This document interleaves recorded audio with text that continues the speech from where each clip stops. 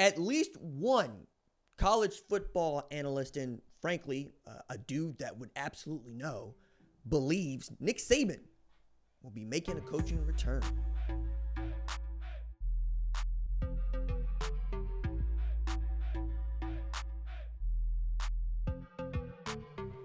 What's up, kid folk? It's RJ Young. I am not on a step mill. If this is your first time watching Adapt and Respond, thank you for joining us here. We talk college football year round. If that is something you're into, go ahead and hit that subscribe button. Like this video. Answer the question in the comments below. Do you believe Nick Saban will return to the sidelines or remain retired? This is interesting. We're beginning SEC Media Days, and your man's isn't there. Also, I'm going to remind you, we got an audio podcast on Apple and Spotify, and if you are cool enough to go there, leave a 5-star review on Apple and or Spotify. I will send you one of these stickers in the mail.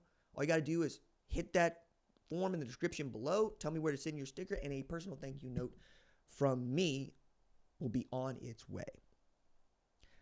SEC Media Days began this Monday. South Carolina, LSU, so forth, so on.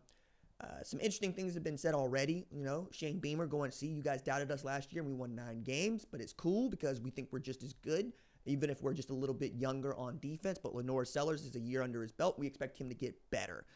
We've also just elevated quarterbacks coach to offensive coordinator because there's such a great relationship between Mike Shula and Lenore Sellers going on. Then you got Brian Kelly, who I thought was going to talk for 15 minutes about nothing. Like, I'm excited that you're excited to be excited about graduation success rates, but are you going to make the playoff? I mean, I'm excited that you got 75,000 season ticket holders, but they probably got the same question. It's all well and good that, you know, the kids is graduating, but when's the next national championship coming around? So those sorts of questions ought to be floating around, and Garrett Nussmeier's got nothing but speed on the outside. He even said, I don't think we got a single wide receiver that is running above 4.4, and that dude loves to sling it. But Greg McElroy, who was on set SEC Media Days, broke a little news on his radio show with Cole Kubnik, where he says a person would very much know, adamant even, that McElroy would be able to say this: Nick Saban might be making a comeback. So the quote goes like this. This is a little bit out of left field, but the question was asked of me, a very much in the know person that I have a lot of respect for and have spent a lot of time around and just really, really admire. They seem to think Nick Saban's not done coaching. I had a similar reaction. Probably, what? He's pretty adamant that he thinks Nick Saban will be coaching again. Look, if it wasn't someone notable, I'd never say a word. Feinbaum responded with a resounding no and asked if he, bought into McElroy had bought into speculation. Feinbaum also, basically goes at the guy that played quarterback for Nick Saban, helped him put together this dynasty that we know of as Alabama football. Greg, you know Nick Saban better than I do, but I ran into somebody the other day who spends time with Saban in Florida, and you can imagine where, and said that he is literally having the time of his life. And why wouldn't he?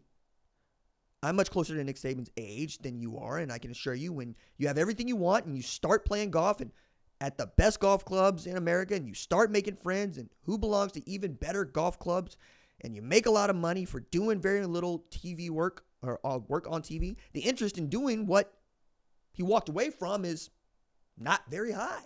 He went on. He had a better situation in Alabama the day he left than anywhere he might go.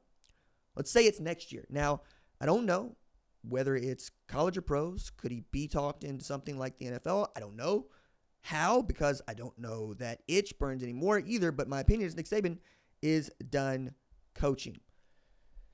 Both of those are strong points of view. One of those is reliant on a point of view that is lived experience. Paul Feinbaum being a very successful sports talk show host. Matter of fact, when I do this job, there are perhaps 5 guys that run through my brain every time I sit down. 5 guys that I really enjoy. 5 guys that I really, really try to emulate my game after.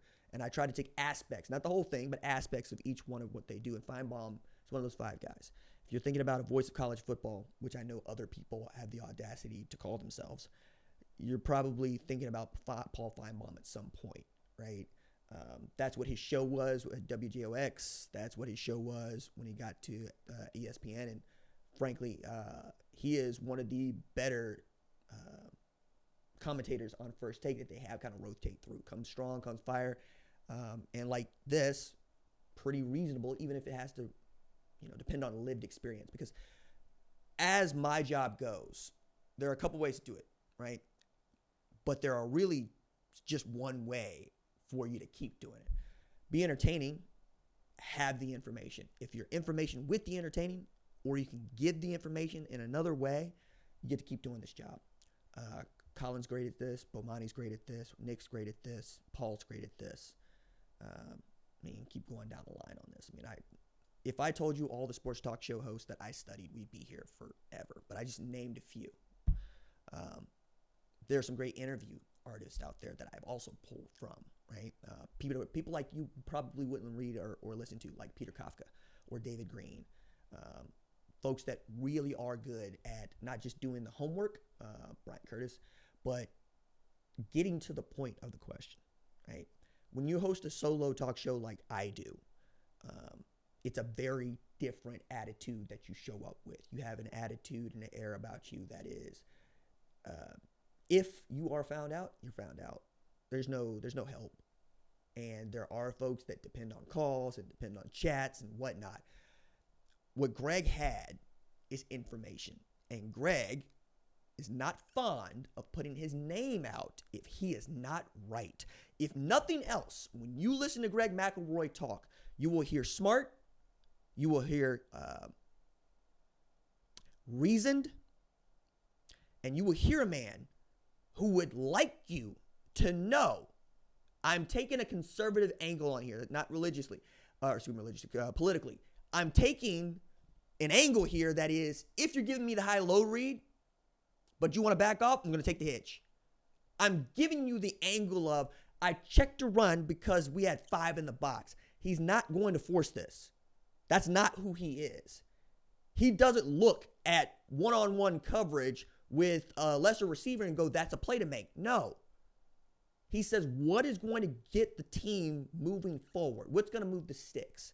So when he comes out with something like this, where all of us have an opinion about Nick Saban's return or Nick Saban's day on television, I often wonder just who has the audacity to push back. Now, Paul's in a unique position. He's in the job he had right now, right here, right now, is to push back, right? That's why you have that debate out there. But you need to consider, he's right about what program there might be to take over. There isn't one, right? Like, he left Alabama as a playoff team, period, full stop, a legitimate playoff team. And the team that he had put together was disassembled quickly. One of those players is one of the best players in college football as a freshman, went to Ohio State, won a national championship. Julian Sayin goes to Ohio State because Nick Saban retired. The list is longer, right? It gets longer. And the number of men that he's affected is myriad. But he does love to play golf. He really does. And I think he has really come into his own as a commentator. And Nick Saban Field is still Nick Saban Field. I think he likes being able to dip a toe in, but the reasons that he left are still the reasons that he are still here. He left because he did not want to pay players like this. He wanted to create familial relationships where you would trust him to develop you. You can't do that when you're paying guys. That's why he left the NFL. What changed? Nothing. Nothing changed. Does he want to coach again? I think every other day. Will he coach again? Greg McElroy seems to think he wants to.